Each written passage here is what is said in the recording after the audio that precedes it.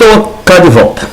E neste terceiro vídeo, eu vou fazer um encerramento das minhas críticas e considerações em relação ao Poder Judiciário, para passar para outros assuntos, política, economia, educação, religião, entre tantos outros. Bem, então vamos lá para as minhas considerações finais.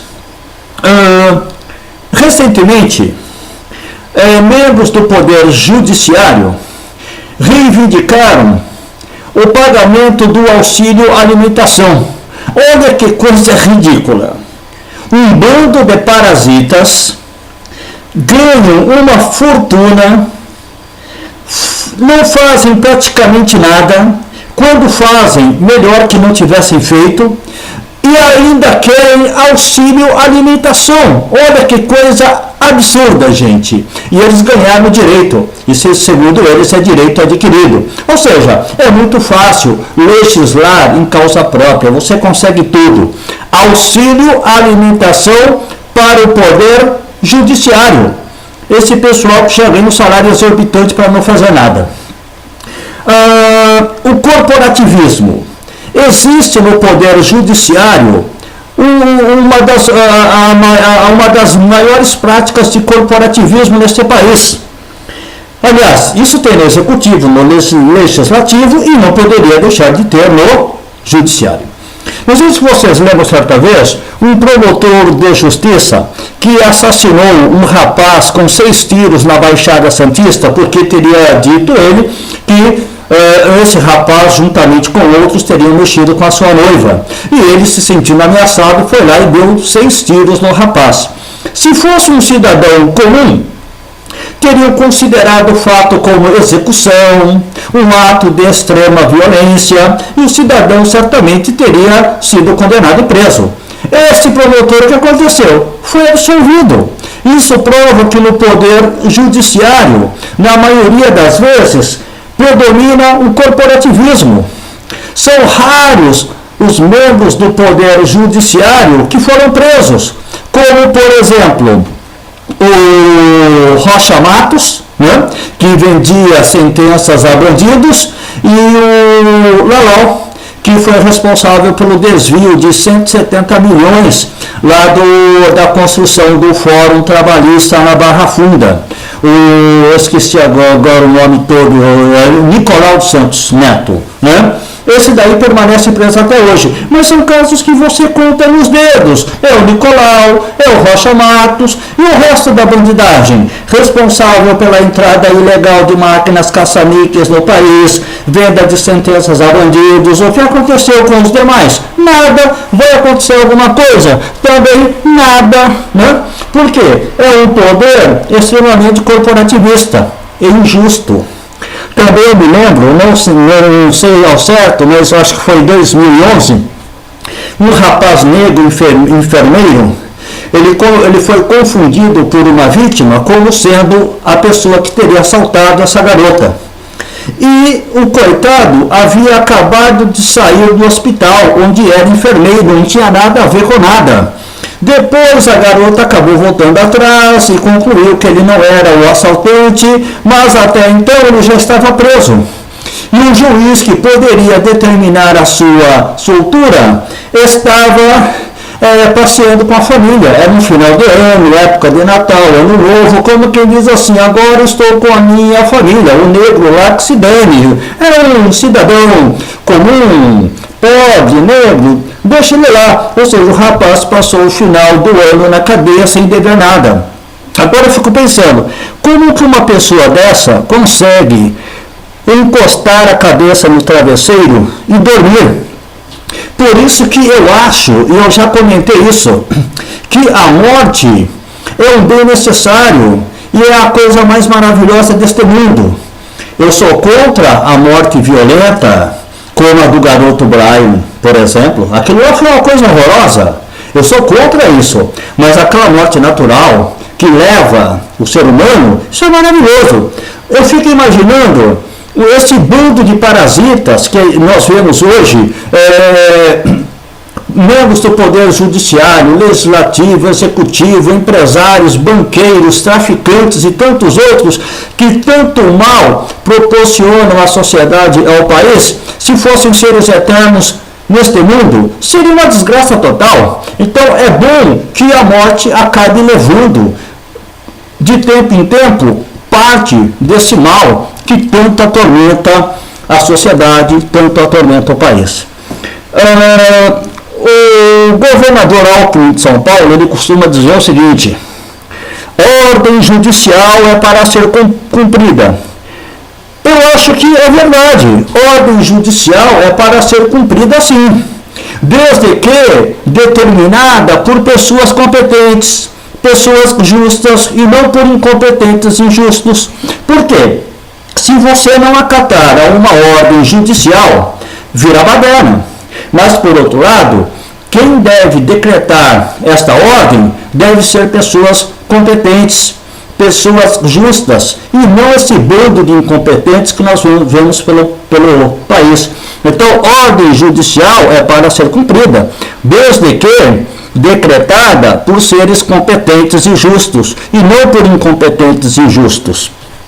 O governador Alckmin também esteve na inauguração de uma igreja lá em Guarulhos, e ele citou uma frase que, no momento, eu comecei a rir. Ele disse o seguinte, no discurso idiota dele, né? Feliz a nação cujo Deus é o Senhor. Eu tenho outra. Feliz a nação que não tem esse bando de crápulas no poder, afundando a sociedade, falindo o país. Esta é a nação feliz. Uma sexta-feira, assistindo ao Globo Repórter, passou um documentário sobre o Uruguai. Que país maravilhoso! 3 milhões e 400 mil habitantes, não tem latifúndio, a educação pública, o ensino público maravilhoso. Agora o Uruguai teve sorte, né? Porque o Uruguai deveria ser mais um dos estados brasileiros. O Brasil deveria ter hoje 27 estados e não 26, incluindo o Uruguai. Mas, felizmente, o Uruguai, a antiga Cisplatina, via luta armada, conseguiu se libertar do Brasil em 1828. Ou seja, o povo uruguaio não tem o executivo que nós temos, não tem o legislativo que nós temos e não tem o judiciário que nós temos. É um país livre dessa corja de injustos, de incompetentes e de corruptos. Felicidade aos uruguaios. Bem, a justiça é injusta, é lenta, é omissa. E não sei se vocês perceberam, mas a sociedade está cansada. Então, não é certo, mas nós vemos, às vezes, a população, pessoas fazendo justiça com as próprias mãos. Olha, todo aquele que faz justiça com as próprias mãos, ele sofre maior punição do que um bandido. Por quê?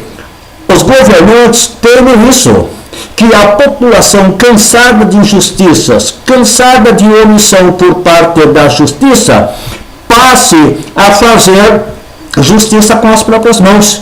E que este país se torne um velho oeste americano. Então, a justiça teme, o governo teme, mas só que eles não fazem nada para agilizar a justiça, para tornar a justiça justa.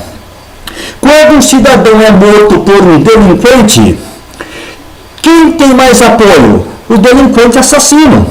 Direitos humanos está lá para apoiá-lo. Aliás, direitos humanos não, direito dos manos. Porque quem tem direitos nesse país é o bandido, não o cidadão justo, honesto. Então essa justiça ela é ridícula, desde o advogado de porta de cadeia até o ministro do Supremo Tribunal Federal. Ou seja, é uma justiça inútil que não funciona, é uma justiça omissa, é uma justiça fraca, é uma justiça injusta. Eu fico pensando aqui, tem coisa mais inútil do que um juiz do trabalho? O que ele faz? Ele vai fazer acordo. A empresa propõe ao empregado um acordo. O empregado, precisando do dinheiro, naquele momento, ele acaba aceitando aquilo que a empresa propõe, para não ter que esperar 5 anos. O juiz vai lá e bate o martelo. Ou seja, tem ocupação mais inútil do que essa? Fazer conciliação? Isso é tão fácil. Me chama lá que eu faço. A empresa ofereceu tanto, você aceita, então pronto, acabou. Assina aí e vai embora para casa. Só que o cara desse, quando ele começa a carreira dele, ele começa ganhando 24 mil reais. É uma coisa absurda pagar 24 mil reais para um juiz, principalmente juiz do trabalho. Eu acho que o salário de um cara desse deveria ser no máximo 5 mil reais. No máximo 5 mil reais. Se o salário de um professor não chega a 5 mil reais, tá a metade disso. Se o salário de um médico 10 mil reais, por que um ser inútil desse tem que ganhar 24? Para não fazer nada. Então pague salários justos para quem realmente é produtivo.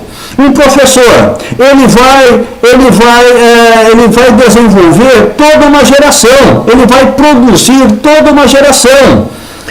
O professor cuida da mente, o médico do corpo, também a mente. Então são pessoas úteis à sociedade, professores médicos, não advogados, juízes, promotores, desembargadores, ministros da justiça, que só trazem atraso à sociedade, nada trazem de bom. Então pague bem a quem é produtivo, a quem tem valor, e não a inúteis, mas esse país não. Esse país paga bem a quem? A quem é inútil, não a quem é útil. Rui Barbosa é tido como sendo um ídolo dos juristas deste país. É um grande gênio. Este grande gênio no passado foi ministro da Fazenda. Foi responsável por uma grande emissão de papel moeda neste país. Faliu este país. Inflacionou este país. O historiador que quer estudar escravidão negra no país não tem fontes, não tem documentos, porque esse gênio mandou queimar os documentos relativos à escravidão, dizendo que era preciso apagar esta página negra da nossa história. Ou seja, como que você pode evitar que uma coisa ruim volte a acontecer?